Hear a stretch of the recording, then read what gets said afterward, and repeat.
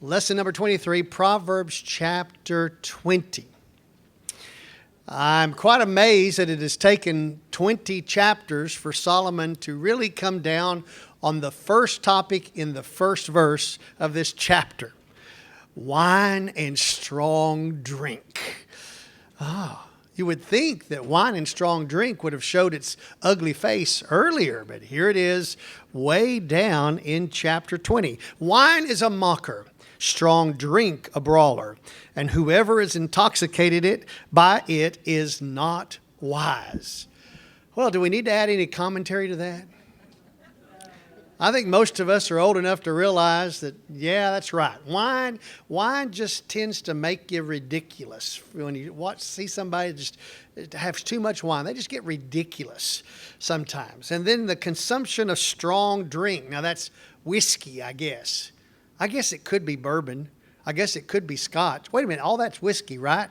Now, I don't know. Is any pros here on whiskey? Anybody know all the different types? Nobody's going to confess? It's all called liquor. That's right. It's just a hard drink. You know, it's interesting because with just about everybody, there's a point in time where they're drinking hard liquor that they become rough, they become noisy, they become quarrelsome. And, you know, almost as a whole, we talk about strong drink, people who drink strong drink. We talk about them being a mean drunk or a sleepy drunk, yeah. More than not, they become mean drunks.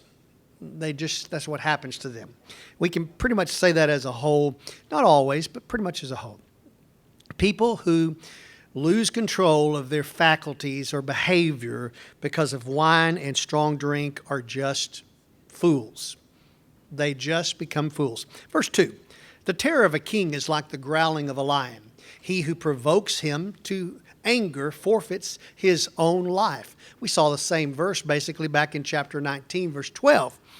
Nothing is more dreadful than the anger of a king who cares nothing for the life of another human being. Now, we don't see this so much in America with our leaders, but still across the world, clear across the world and all the way down to the border south of us, and then across the Pacific and Atlantic Oceans.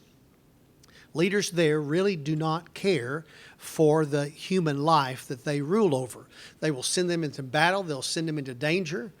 And even when you get down into religious groups, they will send them into battle and they'll send them into danger to fight their wars for them. But the thing that's worst of all of that is when you have an angry king who will say, off with their heads. Now, we laugh at that, but remember, whenever Alice in Wonderland was being written, it was being written because there was a king who would say, and a queen who would say, off with their heads. That's how much they valued human life. So it really is a true statement. Solomon understands that if you are a person who is living under a king who is a tyrant, that king's anger can come towards you like a roaring lion. Now listen, we can filter that on down to bosses. Now they may not be able to kill you, but they can sure fire you because of their anger. And we can filter it on down into classrooms. And we can filter it on down into family units if we want to, because it's the same everywhere. We have to be careful with how we treat and how we relate to the head of whatever organization we're part of. Verse 3 says, keeping away from strife is an honor for a man. Did you catch that? Keeping away from strife is an honor for a man. Some people have the ability to stay away from strife. Oh, it may stir up, but they have a way of being kind of like Teflon and getting out of it. But any fool will quarrel, it says. Now, some people live every day of their life with the purpose of being upset with somebody, being angry with somebody. I know three people that I know.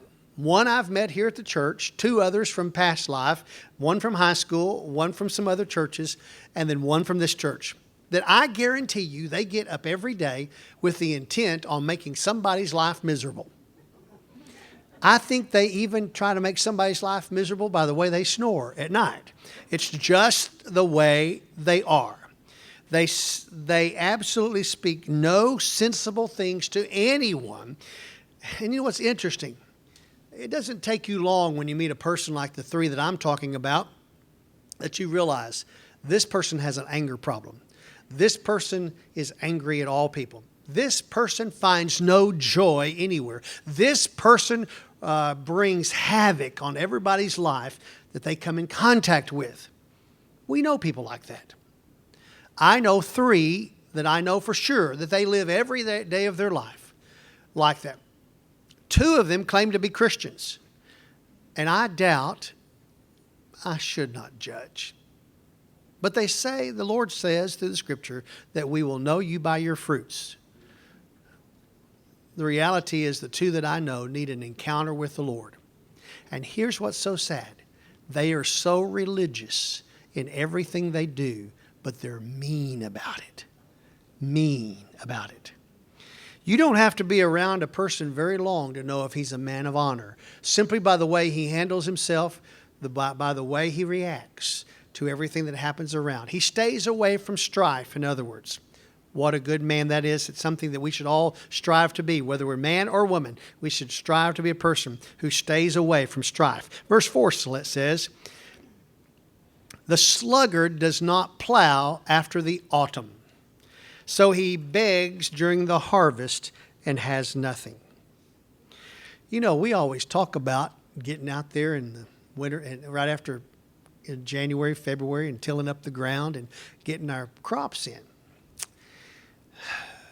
It was a real shocker to me when I finally realized late in life, I learned it from my wife's grandfather who raised wheat. Wheat has to go through a cold winter. Did you know that? Has to go through cold. Like some frost on it, in fact. So you do a little research and you find out, hey, Solomon is right. Even in Solomon's day, what they did was back about the late September. Septembers in Israel have some blustery and cold days. And in fact, Israel is on the same latitude as about above Dallas, about the Oklahoma line. You know, I live just 35 miles off the Oklahoma line from the time I guess it would be kindergarten through second grade. And I know first and second grade, we had lots of snow days. It was cold in the winter times. And up in Oklahoma, when you get a snow day, you don't get to stay home. You go on to school because they have everything they need to clear the roads. The cold days, even north of Dallas, I know that first couple of weeks of September, we'd have our very first football games. It would be cold on a Friday night. In Israel, and that's about the same latitude that Israel is, especially Jerusalem is on. Jerusalem, at that time, in September, you had these cold days. But in September was a time when you went out and plowed the field so that in mid-October you could plant the wheat seeds so that they could get a little growth and get the cold on them through the winter, and then they could grow and they could produce in the spring. Amazing. Just amazing to me. Well, the sluggard, the lazy person, it's too cold outside. I'm not going to go plow that field. They don't go plow the field, that means that it's not ready for the seed. If it's not ready for the seed, you know what that means. It doesn't come up right. It means that when it's time to be harvesting, there is no harvest. When it's time to be selling, there's nothing to sell. The lazy person doesn't get out and plow in the autumn. He doesn't do the work at the proper time, in the proper way, to get the proper results. So, a lazy person is that way. Now, remember, you can take this proverb about not plowing in the autumn, and you can take it all the way down to, do you turn your IRS reports in on the right time? Do you file at the right time? Do you do what's proper at the right time with your taxes? Do you do what's proper at the right time with the way you fix your meals? Do you do the things proper and at the right time with how you run your household? Do you do the things that are proper in the right time to take care of your swimming pool? Well, how'd that get in here? Let me tell you something. If you're not running your swimming pool the right number of hours for cleaning with the right number of chemicals and all that, do you know what you're going to end up with? A mess. A mess. I know. My family, we've had swimming pools for 20-something years. And I know one thing about swimming pools, and that is I don't know enough to know how to keep them clean. And it is worth it for me to hire somebody to keep it clean. But what's interesting about that is if he doesn't show up one week, because you never know when they come, they just kind of show up and leave. You never know when they come. But you know about 3 days later when they didn't show up, when your pool's getting a little milky. So it is. But they'll send you a bill. So now I've learned that if my pool starts looking milky, I call them and say, hey, Tony, did you show up this week? No, sir, I wasn't able to get there. Okay, I'll write that off your bill. And he always sends me a full bill, and I always have to write down, remember, Tony, you did not come this week. I do it. He just loves me. He just loves me. He keeps coming. I think I'm one of his only customers now. Or at least I'm paying him something. Sluggard, lazy. Lazy, lazy, lazy. Knows what he's doing. When he's there, it's perfect. You know people like that? They know what they're doing. They know how to do it easy. They can look at you and tell you what to do, and yet they're just too lazy to come do it. Do you know why he's too lazy to come do it? He likes verse 1 in this. Do you remember what verse 1 was? A little wine, a little strong drink. Surprised none of y'all told me what whiskey and bourbon and all that stuff was. Verse 5, a plan. A plan in the heart of a man is like deep water, but a man of understanding draws it out. This is a verse for me. Maybe not be a verse for you, but it ought to be a verse for you, but it's a verse for me. This is more about the man of understanding than it's about the plan of the heart. Person comes into my office. Phone calls to me are not a 5-minute phone call. Phone calls to me are a 20-minute phone call. And when you come into my office for an appointment, it's not a 30-minute visit. You come in with struggles. You come in with a plan. You come in with problems. It is my job to find out what the problem is. But very few people come into my office with the intent of telling me right off what their problem is. No, they want to talk about something that's sitting on my shelf, or they want to talk about my family, or they want to talk about their family, or whatever. And finally, after their time is up, and I'll say, listen, we've been in here 35 minutes, and we're 5 minutes past our time. What did you come in here for? Then they start laying it out. That's when I start having to look at my calendar to see what's coming next, because we're in trouble. It's going to take 2 hours of talking with this person to figure out how I can help them. In some cases, I have to say to them, listen, our time's up. Next time you come in here, you got to make another appointment because I've got people waiting out there. The next time you come in, we need to start right here with your problem. Well, what's going to happen, financially with me, with my rent and everything? I said, listen, our time is up. You're going to have to come back. Now, you can go out there and see if you can make an appointment, see if I have some more time later today, but you're going to have to go and come back because you don't come in and do business. You don't come in and get to the point. Anybody in here who deals with people that are coming to you, you know what I'm talking about. When a person comes and sits down in front of you, you want them to get to the point right now, not 30 minutes into the conversation. So it takes a man of understanding, though, to go deal with all that stuff. What normally happens when I deal with folks is they have the answer within what they're telling me. They've got the answer. They've run by the answer. They just don't know which of the answers they have that they should do. And in almost every case, it is what I do is I turn around and say, listen, remember you mentioned this? That's your best answer. That's what will work. A man of understanding pulls out of the plan of a person, out of that deep well of yuck that they've gotten themselves into, the answers they have to get themselves out. By the way, it's not a proverb of Solomon in this chapter. It was in the last chapter. If you are the one who pulls someone out of a mess, now this is my paraphrase, you will have to pull them out of a mess again. If they pull themselves out of the mess, they're less likely to dig as deep a hole next time. But they're going to get back in that mess. And if you allow them to dig themselves out of that hole again, they will dig a less deep hole the third time. It's the only way they learn. And if you have kiddos that you're having to pull out of a mess every time you turn around, guess what? You're going to have to pull them out of a mess until you are gone and they have nobody else to turn to. Be careful. Make sure the person who digs the hole fills it back in. You have grandchildren that do that. Mm-hmm. Yes. Yes. We all have relatives that do that. Verse 7. A righteous man who walks in his integrity. How blessed are his sons after him.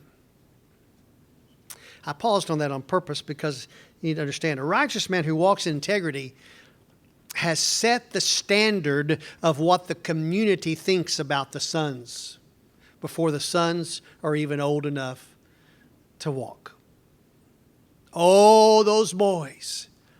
I'm excited about having those boys in my class, my first grade class. You know, they're from a good family.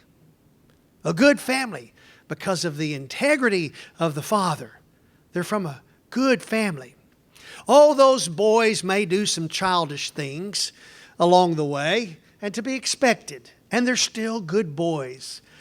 And especially when a teacher or someone else sees that son or those sons and children learning from their mistakes and not making the same mistakes twice.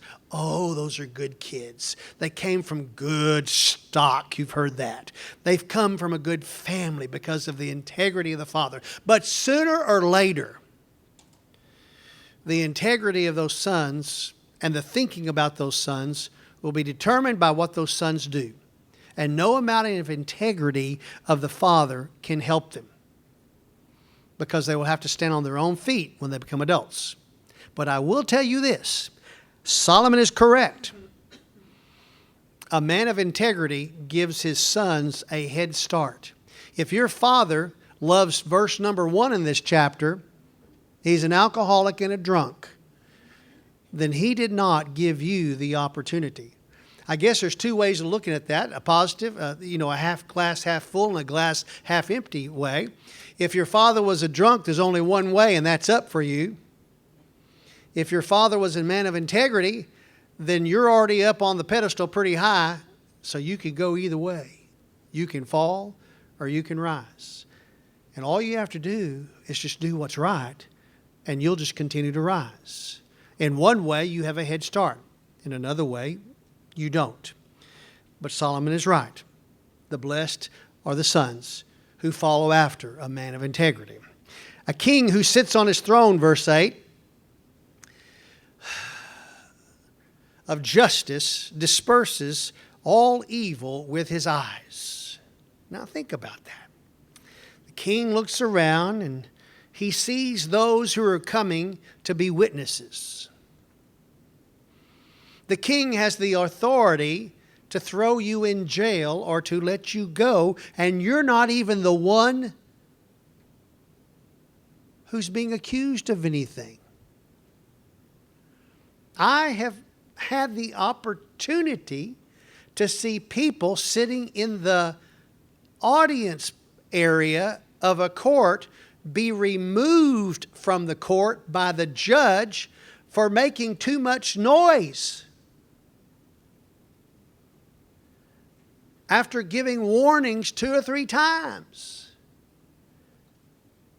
The king, who's the judge, has the authority to disperse judgment and dispense with evil within his courts. Let's say that you decide you want to be a witness and you are called to be a witness. Let me tell you something. If you're called to be a witness, you better not lie. Because if you lie, it's going to catch up with you. And if you perjure yourself in court, it would have been better for you not to have been a witness at all than to have perjured yourself. Have you ever stuck your nose in somebody else's business? Have you ever decided that you were so passionate about somebody that you wrote letters and you wrote emails on a subject and you called the protective agencies, et cetera, and just caused all sorts of havoc for a family because of things that you didn't think was right? Then lo and behold, the proof comes back that most you were in and out and you didn't know the truth of what was going on. And so what comes to you is a cease and desist and a no trespass that's delivered to you by an officer of the court. And it also says to you, do not make any contact with any third party under penalty of this. Remember last week we talked about busybodies? We talked about gossips. We talked about people who got in other people's business. Solomon's talking about if you're that type of person, when you stand before the judge is going to, because of what he can do, quell the evil that will happen in his courtroom. Because if you do evil in a courtroom, you have a good chance that you're going to get caught and you're going to be the one who faces the judge. That's what he's talking about here. Differing weights, verse 9. Who can say, I have cleansed my heart, I am pure from my sin? Can anyone say that you have a pure conscience? Can any of you say, I have cleansed my heart? I am pure from my sins. Can anyone cleanse your own heart? Any of y'all? Can anyone purify yourself from sin? A man can try as much as he wants to try to do it, but he can't do it. It takes someone else. And in this case, it takes the Lord. The Lord is the only one who can purify us from our sins. Verse 10, it's going to come up. This topic's going to come up twice in this lesson. Differing weights and differing measures, both of them are an abomination or abominable to the Lord. The Lord likes fairness. Now, whether you like it or not, the Lord is fair to all of us. You say, well, wait a minute. The rain falls on the good and the bad. If I'm good, why is it raining on me? Because you need the rain. Well, wait a minute, I'm bad. Why is it raining on me? Because you need the rain. Why is this happening to me? Why is that? Because you need what's happening to you. But the Lord is fair across the board. And the Lord does not like differing weights. Here a good example. Here's a good example. Let's say that you have an American gold coin. And it's stamped on it 1 ounce of gold. Now let's say you have a South African 1 ounce of gold. Now, if you take an American 1 ounce of gold and a South African ounce of gold and put them together side by side, does anybody know where I'm headed on this? Does anybody know? Where am I headed? They're not the same. A South African ounce of gold is shorter and smaller, skinnier. But they don't weigh the same because the ounce is not an ounce. What they call an ounce is not the same as what we call an ounce. And it was shocking to me the first time I saw, here's a South African 1 ounce, here's an American 1 ounce. Well, wait a minute, something's wrong. Well, you know how you figure this out, don't you? You buy 2 or 3 ounces of American gold and you ask for it and they send it to you, and you buy 2 or 3 ounces of South African gold and they send it to you, and you realize that when you go down to sell it down at the local food town or wherever they're going to buy, I will buy gold.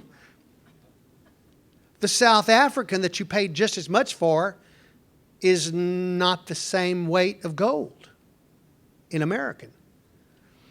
It's different. Now, any person who has dealt with that knows that, I guess, but I never dealt with it, so I didn't know it until it happened to moi. And was I shocked? What he's talking about here also is like this. You say, I want 5 pounds of flour. And so you go to the merchant. The merchant takes out his stone that weighs 5 pounds, and he puts it on one side of the scale. The scale, of course, goes down. And he adds flour to the other side, to the bucket, until it comes up and it's even. And you say, that's 5 pounds of flour. But what happens if that merchant has taken that 5-pound weight and gone to the sandpaper and sanded off, about a 1/4 inch of the weight? You say, I want 5 pounds of flour. He puts in the weight and he adds. What did he just do to you? Unbalanced weight. It's the wrong type, unfair, differing measures. Oh, and then there's always the one. I love this one. He knows his weight is empty, but he also knows that the person who's buying the flour goes home and weighs it for themselves. He's been down this road. So whenever he weighs out the 5 pounds of flour for this person, he goes, I'm going to give you a little extra because you're such a good customer. You ever seen that before? Yes. So he goes home and he weighs it. He's got 5 pounds plus, and he's happy. Somebody had to catch him. That is an abomination to the Lord. The Lord hates that. Verse 11. It is by his deed that a lad distinguishes himself if his conduct is pure and right. Not much commentary needed on that. It is true. Solomon already knows that a trustworthy man of integrity may have distinguished himself as such as a lad.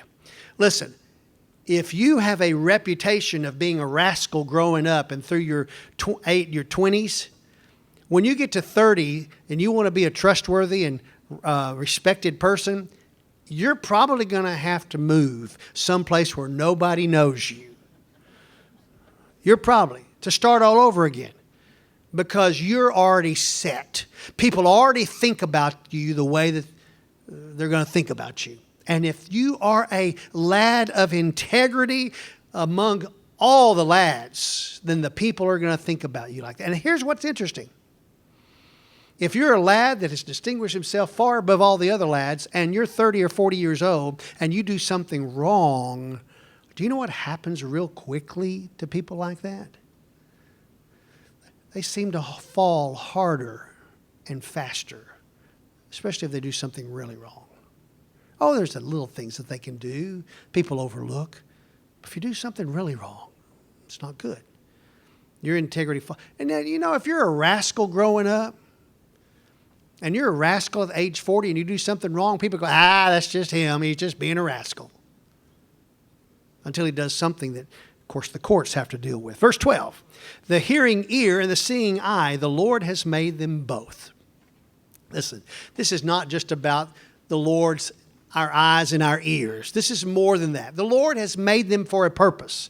He's made them so that we can use them to seek his divine will and his divine glory in all that we do. We see and we hear. We see and we hear. That's how we learn most things, by seeing and hearing. And may it be for the glory of the Lord. Those things which should be cast off should be cast off. Those things which should be incorporated in our lives should be incorporated. Verse 13. Do not love sleep, lest you become poor. Open your eyes, and you will be satisfied with food. Food, sleep, and poor. What is Solomon talking about there? Now, sleep is necessary. It's important. But you should sleep at the proper time. And until the modern age, people slept at night and they worked during the day. Slept at night, worked during the day. In Solomon's day, that's the way it was. Anybody who stayed up in the middle of the night was probably somebody who was dealing with Proverbs chapter 20, verse 1, wine. And we keep going back to that. I could have had a lot of fun with that if he'd brought it up a little earlier. When I get to heaven, I'm going to ask Solomon why he waited so long to talk about wine and strong drink. But we know that's what people do. They stay up, they drink, and they watch all those shows on TV where they're trying to sell you dresses and knives and jewelry and all that all night long. I don't think Solomon and them had that problem back in his day where they were watching TV and doing that. But the truth is, there was a time to work and there was a time to sleep. If you worked when you were supposed to work, you had money to buy food. You weren't in poverty. If you slept when it was time to work, it would lead to poverty pretty quick. So what Solomon is saying is, if you're going to be a sluggard, and if you're going to sleep when it's time to work, you're going to fall into poverty. And when you're falling into poverty, you're not going to have anything to eat. But if you'll just get up and do what you're supposed to do, then you'll have food and you'll be satisfied by that. The daily needs will be met if you do what you're supposed to do when you're supposed to do it. Verse 14. Bad, says the buyer. But when he goes his way, then he boasts. You know, I am not a good salesman. I do not like to sell things. I would rather give it away than try to sell things. And really, this verse kind of hones in on why I would rather give it away than to sell it. Now, I know a lot of y'all are horse traders and all that type of stuff. You just love to get out there for the trade. I don't like it because of this. People will come in and they'll badmouth your product. This product's not the right color, not the right size, I'm not going to pay that much for it. No, I don't like that anymore. And it's got a little nick here on the side. This is a defective product. I tell you what, I'll give you half price for it. Now, they really want it really bad. They're desiring inside of themselves. They're craving it, but they're bad-mouthing it. Bad. And they browbeat the seller. No, you're not going to be able to sell it. You might as well go ahead and sell this to me. I'll pay you half price for it. We'll get it out of here. Then you can get a new one in here. Finally, the seller sells it just to get them out, because they keep coming back. They keep asking. They won't leave the store at all. Then they go down the street. You ought to see what I bought just now. Boy, I made a score. That old guy down there, he didn't know what was hitting him. He sold this to me for 50 cents on the dollar. I'm proud of myself. I do not like dealing with people like that. I do not like people who boast and are arrogant about getting a good deal anywhere. Now, I'll just go ahead and go off on another topic while I'm here. I don't like anybody that comes in and says, we're buying this for the church. What kind of discount can you give me? Well, God's got plenty of money. Why should you ask for any discount? If your God is able to supply all your needs, He'll give you plenty of money to buy at full price. That's what I used to tell people when they come into my auto parts store. We're the church down here and we don't have much money. I said, well, evidently, if you're the church down there and you don't have much money, then you probably don't need to be trying to run these buses then. Oh, we got to bring children in. Well, how many children are you bringing in? Oh, about 10. How many buses are running? 3. I think you need to drop your route down to one route and pick all 3 up or 10 up or whatever it is on one route. But, we got to get these things running, can't you give us a church discount? Holy beggars. Holy beggars. It just goes all over me when somebody writes me an email or calls me and says, Brother Jim, do you know where we can get a good discount on these things? And I'll say, absolutely, full price. Don't be a holy beggar. Don't ask. Go get the money. Go find the money. When you've got the money that you need for it, go pay for it. Don't be trying to ask for a discount. But I will tell you this. You shop for the price. You shop for the best price. If you want this little item, then you need to go 5, 6, or 7 places or call and find out, do you have this item and what is your price? But it makes absolutely no sense to drive 150 miles to buy something $3 cheaper than you could buy it down the road. And I know people who will do that. They go from grocery store to grocery store to grocery store to grocery store at the price of gas today to save 45 cents overall. Silly. Foolish. Silly. Bad. No, these people. Verse 15. There is gold and abundance of jewels. And I like this verse. But the lips of knowledge are a more precious thing. Knowledge. A person who can tell you the truth and get you where you need to go quickly is far outweighs the value of silver and gold and any type of precious jewels. A person who's been down the road and has experienced things and knows what's going to happen and tells you what's going to happen is far more valuable to you than any precious jewel out there. Solomon's correct. Verse 16. Take his garment when he becomes surety for a stranger. When he cosigns, take his garment when he becomes surety for a stranger. And for foreigners, hold him in pledge. Co-signing. Now, wait a minute. I thought the Bible taught we weren't supposed to co-sign for anybody. I thought a few weeks ago Solomon talked about not co-signing for anybody. I thought over in Deuteronomy chapter 9 and Deuteronomy chapter 6 that Moses taught, do not borrow money. Do not borrow money. He did. But he also said, but you can lend to the nations. You can lend and charge interest to the nations. So, here Solomon says, take that garment. He's talking about the outer garment. The outer garment is the garment that we see and we understand and we think, it kind of looked like a little bathrobe, that type of thing, that we think, what we wear in biblical plays. But there was an inner garment. The inner garment was a cottony type garment that it looked like kind of like an undershirt that we would wear today.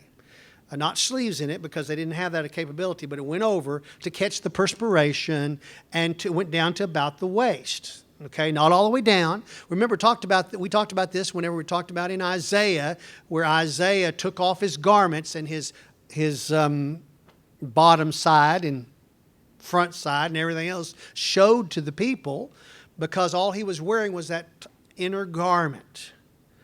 And the outer garment was what they would pull up now and tie around themselves. But when they took it off, all they had to wash at night to be clean was the inner garment. Now listen, back in the 1800s and 1700s and all that, if you remember, look at some pictures through the Civil War time. You would see somebody with a man with sleeves on, and you'd think, boy, he's got a long sleeve shirt on, and actually all he had was just about material about this much sleeve here, and a little fake little thing that tied up with his vest over it, and he had another thing had stuff. They had little things that went over underneath the arms to catch the perspiration. So all they had to wash at night were the cuffs and the neck, the tie, where the tie went, and the little things that went under. And the women had the same type of things because they didn't wash their clothes. They just washed those little things where they'd get dirty.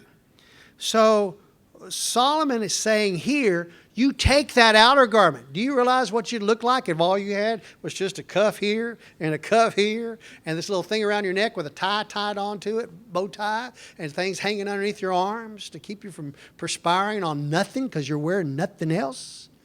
Solomon says, take that outer garment because guarantee you, if you take that outer garment, that foreigner and that stranger's going to come back and pay you back. That's how you're going to get your money. Take the pledge, he says. Take it. You can generally be assured that you're going to get it back. And by the way, take it as a pledge and make sure it's worth what you loan to the person. Verse 17. Bread obtained by falsehood is sweet to a man, but afterward his mouth will be filled with gravel. In other words, if you steal, if you're a thief, any food whatsoever, any stolen, anything that's out there that you've stolen, it seems good for a moment, but when you get caught in your actions, you'll be going like you got gravel in your mouth because you're caught. You're mad because you got caught. You're not mad because you stole. Blessed is the man who becomes mad because he stole. That means his heart's changing. That's not a proverb, by the way. Verse 18. Plans prepared by consultation. Prepare plans by consultation and make war by wise guidance. Now, war is war is war is war. It may be the war of us against another nation. It may be your war against one of your siblings. It may be war against your boss. It may be your boss's war against you. It could be war, war, war. Now, in general, old men, old people, the big wars, one old man, or the old men decide they need to go to war, and who they send to fight the wars? The young men. And the necessity of war is usually the idea of one person. If our Russian leader ends up doing what I think he's going to do, we're going to have some more wars around the Russian area because he's a man, an older man, who's decided to go to war with countries around him to bring back under his power pieces of the old USSR. And he's deciding to go to war, and he's sending his men into that action. His actions will precipitate the actions of the other side to get ready. But here's the problem. You never know who's going to win when you go to war. You never know. The biggest wars that we kind of live in here in the United States, Texas, Houston, are in our court system. You know, when you go file litigation against somebody, to sue somebody, you've gone to war. Now, it's kind of a planned, it's kind of a guided war, but you've gone to war. And so what happens in my office? I'm just telling you what happens. So-and-so calls me. They said, I've filed suit against such and such. And as soon as I win this case, well, I'm going to get this, this, this, and this. And I say to them, you haven't won yet. You haven't won yet. Oh, but I'm going to win. My lawyer told me that there's no way we're not going to lose on this. I went, well, I tell you what, we're going to hold off on everything that you think we need to do for you until we hear back from the court. Until we hear back from the court. I'm not sure in my 20-something years of doing helping hands that I've ever had that person come back to me and they won. And in family court, nobody really wins. It just tears the whole families. Isn't that right? You really don't win. Lawyers can make a lot of money off of y'all in family court. They can. But when you go to war against a spouse or against whoever, there's no win in there. That's all loss. That is all loss.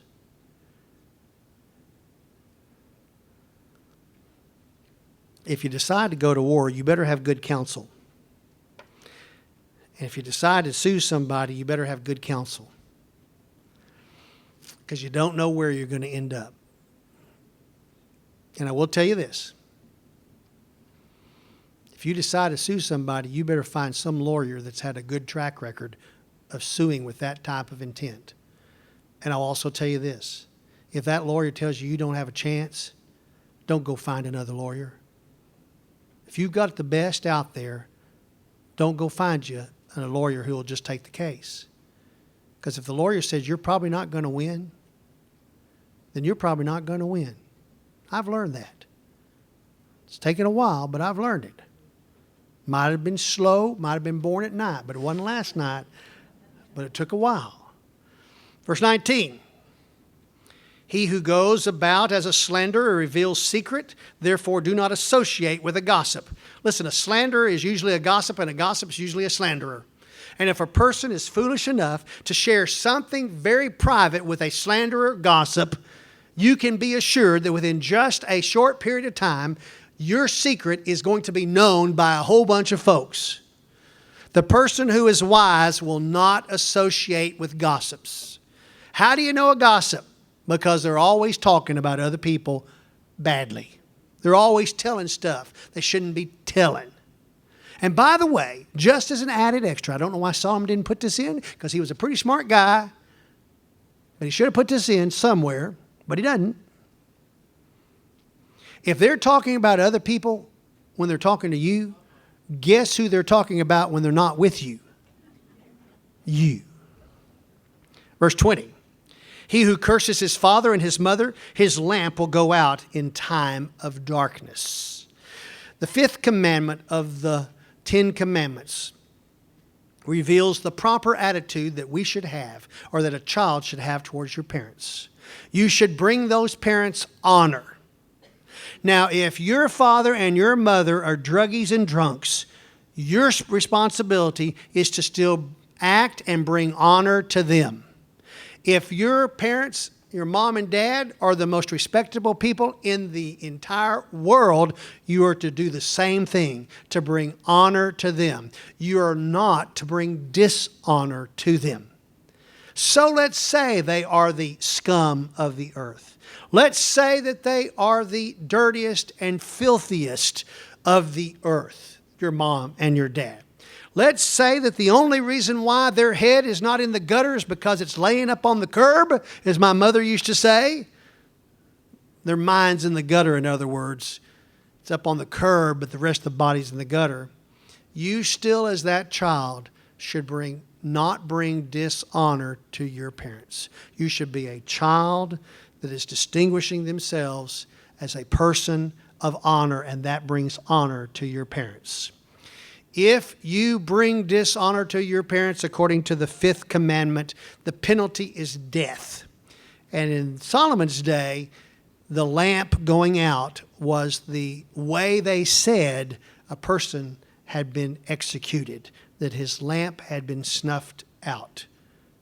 His life had been snuffed. Verse 21, an inheritance gained hurriedly at the beginning will not be blessed in the end. The prodigal son is a good example of that. The prodigal son goes to his father and says, Father, I'm not the oldest, but I ask you to give me an inheritance so I can go on and make my way. So the father does. And within a short period of time, the inheritance is gone. And he has no choice but to go back just as a slave to his father's house.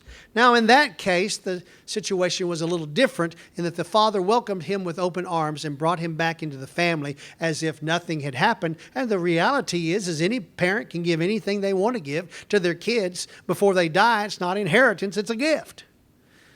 It takes away from what someone might inherit, but you know what? It's their stuff. They can give it away if they want to. You can give whoever you want to, whatever you want to.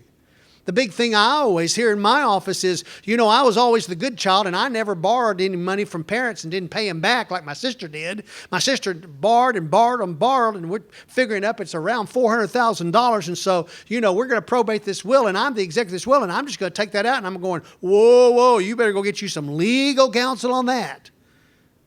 Because was there a promissory note? Did he make it a note? Did they charge interest? Was anything supposed to be paid back? You got any of that stuff? I don't know. You need to go ask an attorney. Go ask an attorney what the reality is those are just gifts. Just gifts. Unless it was done with legal paperwork, it's just a gift, I think. You can give anything you want to any child. You can be unfair to your children all day long before you die. You can give one $1 million and the other one $10 and that's it. And you know what? It's yours to give. But I tell you what, those that you give stuff early to, it's going to be gone. And once it's gone, it's not going to be retrievable. Do not say, I will repay, verse 22 says. Wait for the Lord, and he will save you. Don't pay back evil for evil that is done against you. Do not think that you are the one who is supposed to get back at the person. Let the Lord do it, and I promise you, he will repay. Verse 23 says, differing weights. We've already seen this once.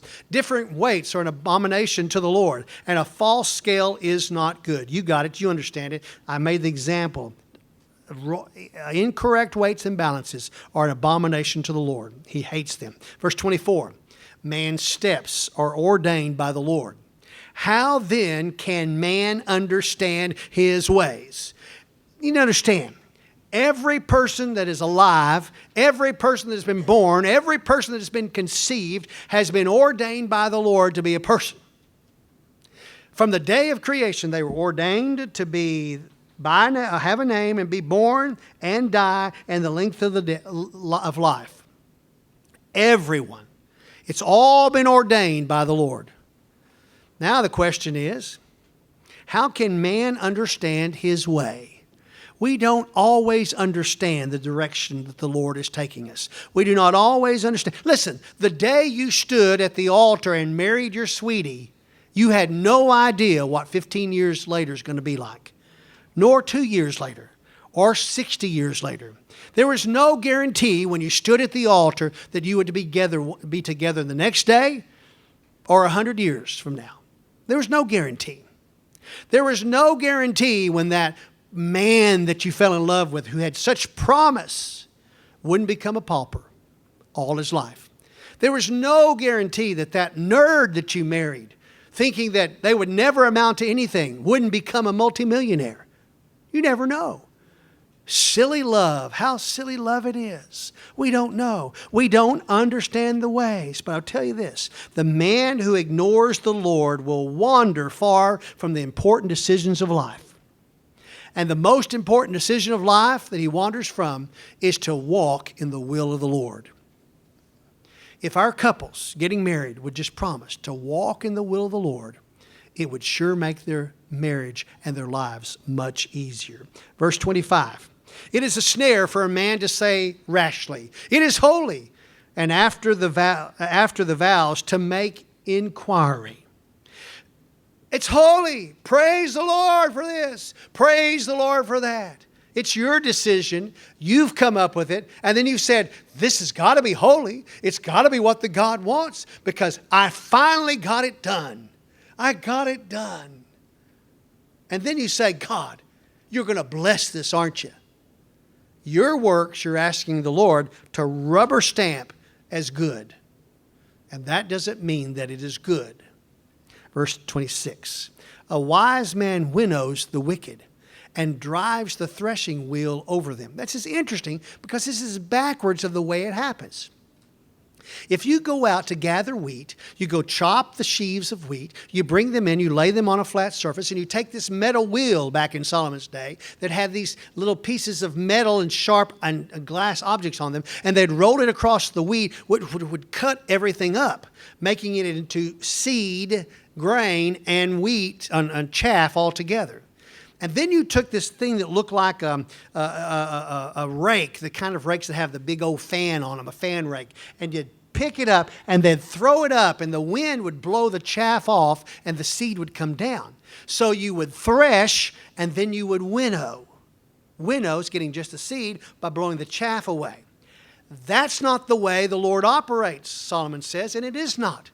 The Lord throws you up and lets the chaff blow off of you so that whenever you fall down, if you are evil, the wicked, as he says, then he's going to run over you with the threshing.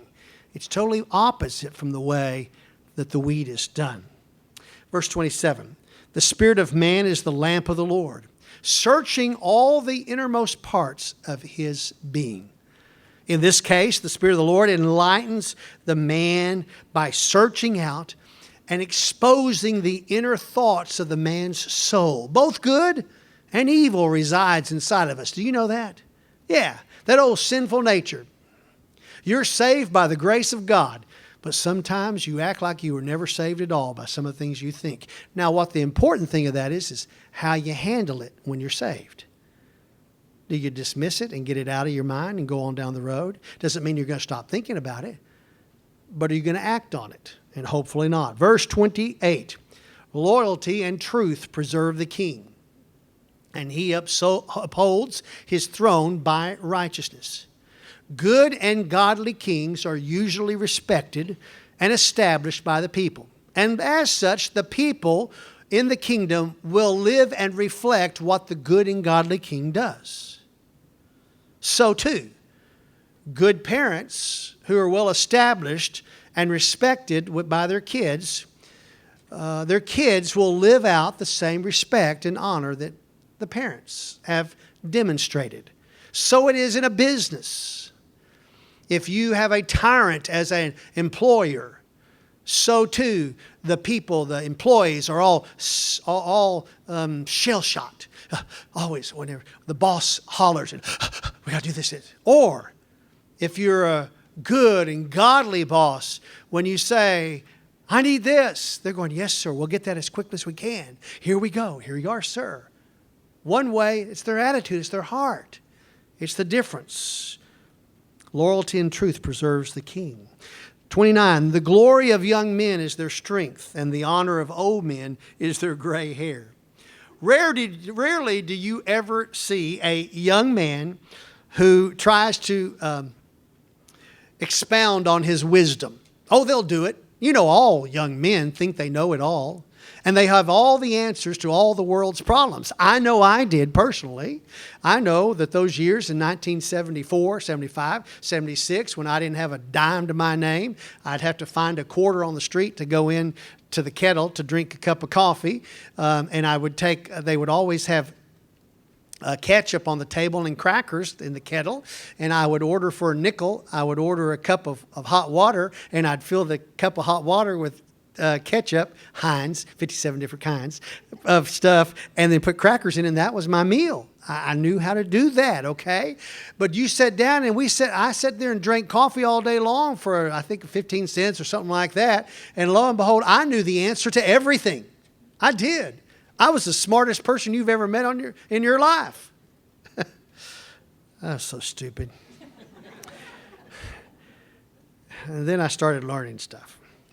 And here's the interesting thing. As young men, you know, we want to boast in how we look. You know?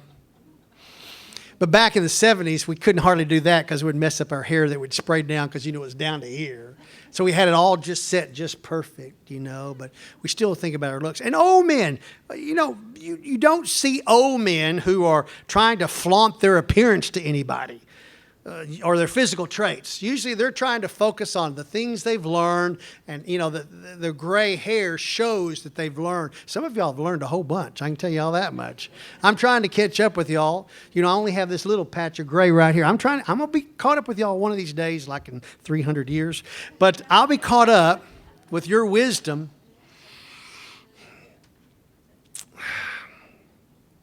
Solomon is right. The older men have the wisdom, and the younger men flaunt their strength. There are a few men who learn quickly and get into that middle age where you go, yeah, they've got it. They've got it. Verse 30, and we'll be through.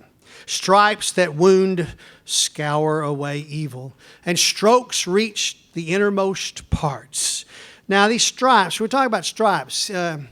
The stripes of the Lord were put on him by the cat of nine tails. It had metal and pieces of glass material tied on the ends. And so that whenever he was struck by the cat of nine tails, they would cut the skin. And the skin would open up with two little lips. And in order to heal that, we'd have to pull those lips back together and hold them until they began to scab over and would start to heal. Those stripes are appalling to everyone who sees a person whose skin is split open. Oh, we may be able to look at it and try to sew it and heal it, but listen, we're still all taken back by it. We're taken back by it. And that's what he's talking about. That scours away evil. Nobody wants to have those stripes upon them. It talks about strokes. Strokes are those things that bruise. What's interesting is the cat of nine tails rarely hurts the inner organs. That's not what hurts the person. Oh, they may cut them. He may bleed and bleed and bleed, but that is not as bad as taking the club and being beat in the gut and beat in the head, where the bruising goes all the way down to the organs and destroys and hurts the organs. Those strokes hurt the innermost parts. Solomon is correct. Both stripes and strokes affect the body of clay. This body of clay that we live in. I will tell you this. External punishment on this temporal body, this housing that we live in, can fundamentally transform the direction of your life and the way you think and your eternity, if you'll learn from its lessons, especially if those lessons, if that punishment is well deserved. Was Jesus' punishment on the cross well deserved? No, but what was he there for? He was there for you. Who deserved that punishment? You did, but he took it for you. Lord Jesus, we thank you for this time to study your word. We love you and bless you for all. In your name, amen and amen.